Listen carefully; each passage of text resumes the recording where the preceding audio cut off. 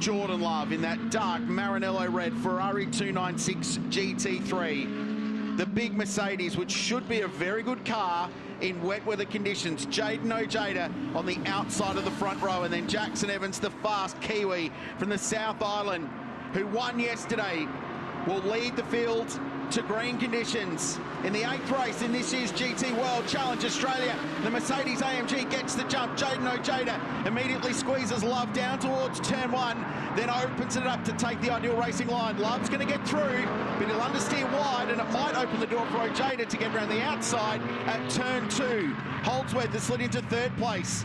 4th place is Brock Feeney, already up a couple of spots. Ryan Wood has lost ground, and around goes the leader. Love around on the entry to turn 4. Ojeda takes point on the run up the back straight. He just dropped it on the exit curve there, up in the run to turn 4. What a disaster for the 77. He's done all the hard work, got the thing on pole position. Lap 1, around he goes. So Brock Feeney now up into position number 3 after the first couple of corners. Ojeda, we know how strong he is in all sorts of conditions in these cars, so he leads the way and is the pioneer and takes almost a little bit too much curb there into Dandenong Road. And it's look who it is. It's Ojeda from Holdsworth. Great job so far from him. A lot of curb there from Jamie Day, and he's got a few cars in behind him. I think that's, well, Peroni's moved up a few. He's up into position number 8, or he was. Oh, Feeney's off. Feeney runs it very wide and just gets it gathered up before dropping it through the undergrowth at the final corner, and it might open him up to attack from Jackson Evans. I was going to point out, Paul Stokel in the KFC Audi trophy class car is right up and among it in 7th position outright, doing a great stop. And Peroni, as you said, from 14th position to, and in the fence and hard is Honduras, the AM class contender, 2nd in the championship. It's Theo. Brother James will drive in the second half. Once again, that's on the run into turn 4. So after that challenging change of direction before the left-hander that brings you up, and we're going safety car straight away. Yeah, it sounded like he slowed the engine running, so whether or not he can get that thing out of harm's way, it looks like he's had heavy contact on the inside maybe, and then spat back to the outside. But we've got a replay here. Let's have a look. So he's just dropped it, yep, grabbed the inside wall and spun around. It actually wasn't massive contact, but it's done a fair bit of damage to the front splitter, and I think he's just sort of stuck there in that position. So there's our race leader, Ojeda, making his way through, and this is actually probably a bit of a reprieve for Brock Feeney, if anything, because he was going to try and be all over the back of Jaden Ojeda. And if I'm Holdsworth, it's a question of where could I look at trying to put a move on Ojeda. So Ojeda a bit wide off the last corner there, and he's put the throttle down, and we're back underway. Not the greatest exit out of the final corner he would have liked, and he's got Lee Holdsworth all over him on the restart. The Audi tucked up behind the big rear wing of the 6-litre naturally aspirated Mercedes AMG. Now pulls to the outside, and it's a braking duel at turn 1.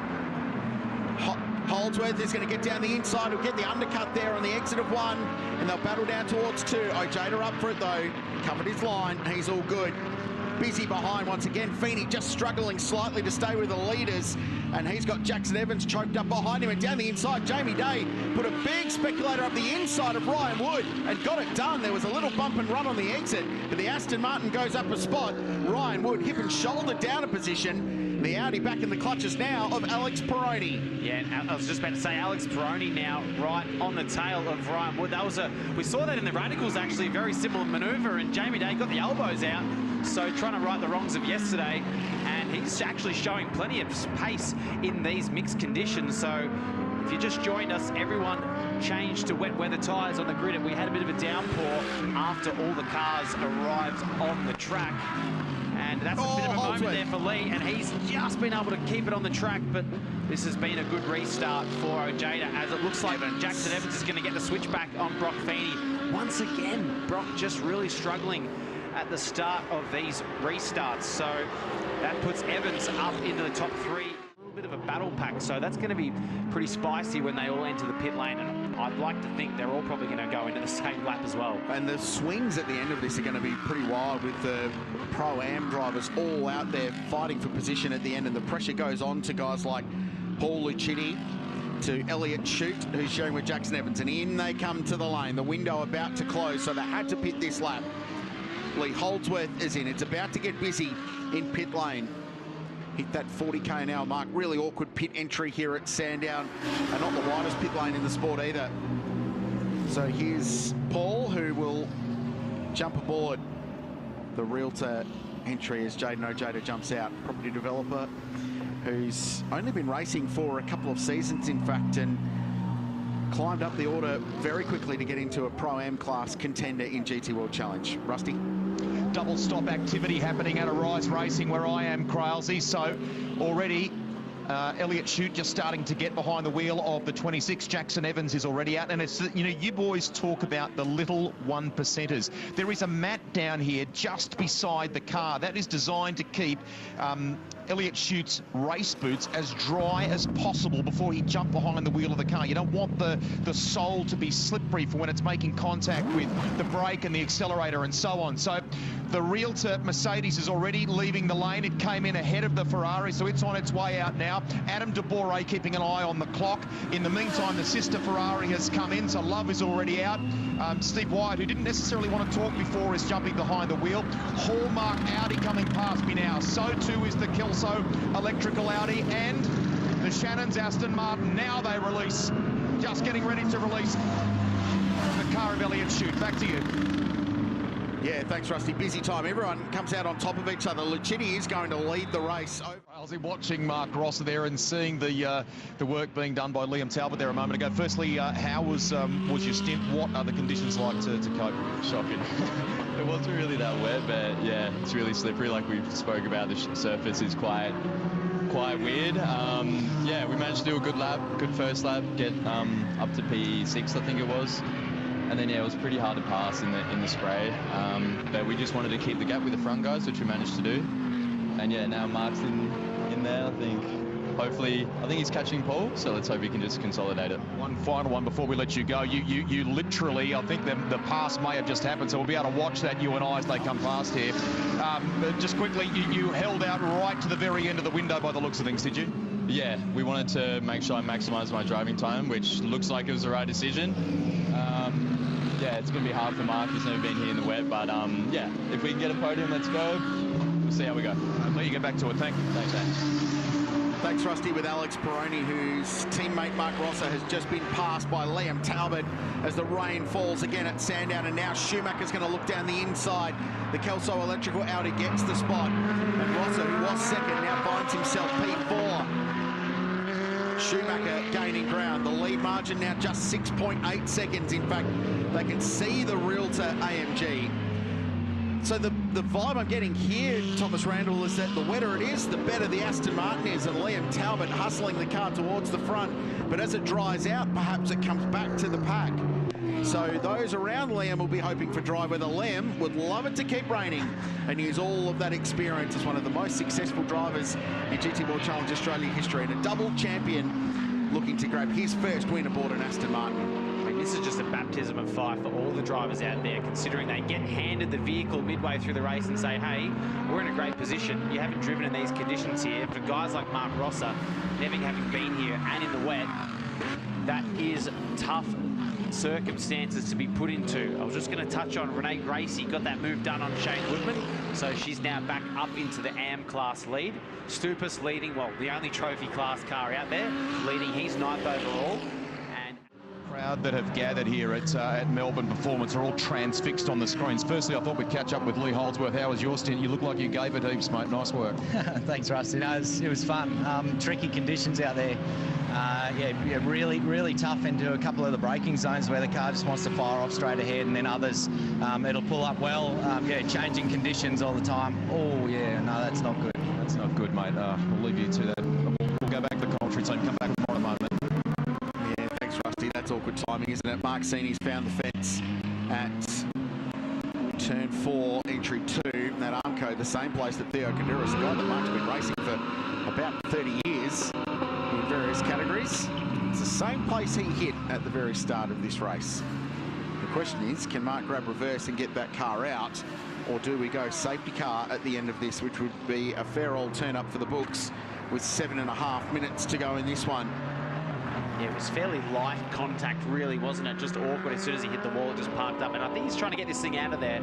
So I would say race controller just waiting, and yep, there we go. So just got to be careful not to look out for. That's going to be awkward between Shoot and Seedy, and they get away with it. So I'd say we'll stay under green here. It's a great work for Seedy to get that thing out, but that's just dropped them right to the bottom of the Pro-Am class. Now back to our race leader, Liam Talbot.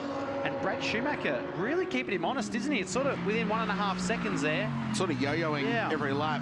And I think some of it depended on traffic too, and who gets the traffic where. The car in second can close up, and then Talbot clears them, and Schumacher has to deal with it. The other evolving storyline is that Elliott Shute is taking gobfuls of time out of Paul Lucchini for 3rd and 4th place. So it was 15 seconds. It's now 7.5. And that's to get the Arise Racing Ferrari onto the podium. The way the rules work in GT World Challenge globally, this is a global formula and the same regulations used in all of the global categories. It's really difficult to back up a Saturday win with a Sunday one. Essentially, with the extra pit stop time you have to serve. So if you can back up a win on Saturday with a podium on Sunday, that's a huge result, especially when you're playing for a championship like Elliott Shute and Jackson Evans are.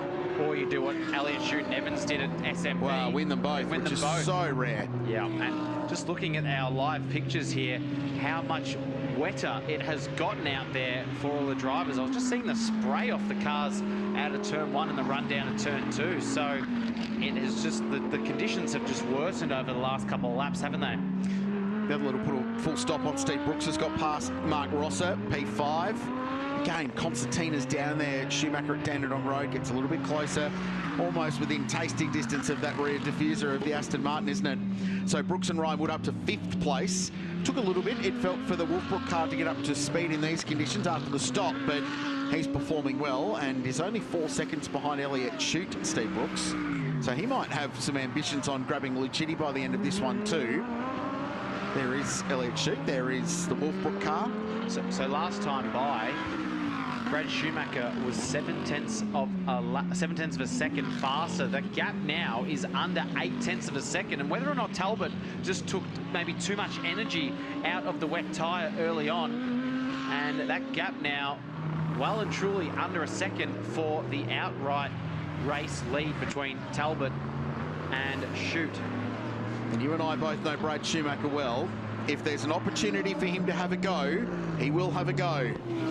And Liam Talbot will make it incredibly difficult to get past the Aston Martin in increasingly heavy rain. And it's got to the point now where the mist is just starting to hang within the walls of the racetrack. Very street circuit like this place, and the mist sort of hovering around Sandown International Raceway. 1.1 seconds. Schumacher nibbling away at the back of the Aston Martin. This has been the perfect drive from Talbot, though. Everything that's made him a champion over the last couple of seasons continues to deliver. One in a Ferrari, one in an Audi, looking to do the same in an Aston Martin. And Schumacher really just being a pest, isn't he, on Talbot, because the gap to 3rd is 17 seconds back. There's Brock Feeney watching on very closely, and it seems like the Triple 8 Audi has just been a bit stronger in this stint, hasn't it? So that Volante Rosso Aston Martin has just come alive in these conditions, and the gap now, sort of like you touched on, has just yo-yoed back out to 1.5 seconds. And Elliott Shute now within striking distance, 3 seconds behind Paul Lucchini. And look at the... And it's going to happen right at the end of this with 3 minutes to go. Oh, around goes Brooks on the exit of turn 3, all on his own. You just have to wait and give way for Rene Gracie and Mark Rosser. So all that hard work, he was catching Elliott Shute at the same time. So as this increasingly worse conditions hit Sandown Raceway, the puddle builds on the inside there as well at that curb at 3. So he's just looped the Wolfbrook Audi R8 around. Yeah, I think just like you said, the worsening conditions have just caught him out there. So he was going to follow Shute to the back of Paul Lucchini. 2.4 seconds now in the fight for 3rd. 1.3 for the leaders as they tick another lap of Sandown off. Aston Martin in front, Audi in 2nd, Mercedes AMG in 3rd place, and Ferrari in 4th. 4 different brands in the top 4 positions in this final race for GT World Challenge. Only 2 rounds and 4 races to go in the championship. What a season it's been. Oh, wow, Talbot. Interesting line coming out of there. Seemed to struggle to get the power down out of turn 4, but if anything, just edges away from Brad Schumacher. You can't even see the car. He's struggling to see the cars now with all the spray. Talbot taking a lot of curb at turn 4, really trying to narrow it off turn 4 because there actually is a bit more grip on the inside with all, there's so many different surface changes. I mean, we've been talking about that across the last 2 days here at Sandown. This racetrack opening in 1962, and I swear there's probably some bits of track surface out there that feel like they're 63 years old. So just looking at the gap between Lucchini and Chute, that's down to 1.1 seconds. We've got a minute and a half remaining, so we'll probably get this lap, maybe 2 more. We'll just have to wait and see. And this is the battle for the final place on the podium between Lucchini and Elliott Chute. It's been a really good drive from Paul Lucchini, who's only been a recent starter in this level of GT racing. Started competing in 2022 and 2023, and then built up to be a contender in the Pro-Am ranks last year with that man, Jayden Ojeda. They call him the Juice. He's one of the best young drivers in the nation, and he's been tapped by the Mercedes AMG driver program as well, so he's been racing internationally. He's got supercars on his horizon too. Battle for the lead remains as it is. This is for 3rd position, a spot on the podium potentially. Elliott Chute just had a little look down the inside there of the Realtor AMG. It feels inevitable at the moment. The Ferrari has the pace advantage. He was 2 seconds quicker last time by. Does it come at turn 4?